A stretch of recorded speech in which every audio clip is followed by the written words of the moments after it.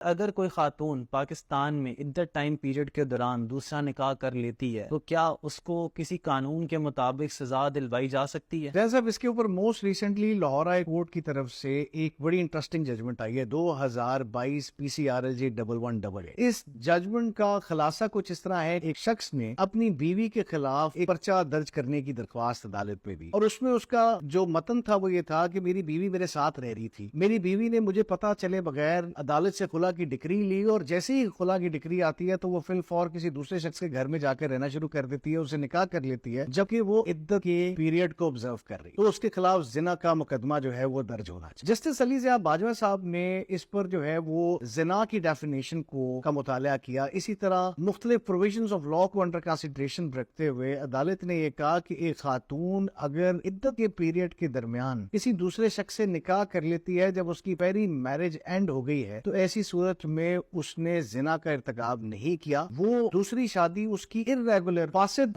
Them who سکتی ہے لیکن void یعنی باسط ڈکلیئر نہیں ہو سکتی، اور therefore ایسی خاتون کے اوپر کسی طرح سے بھی ہم زنا کا مقدمہ درج نہیں کر سکتے۔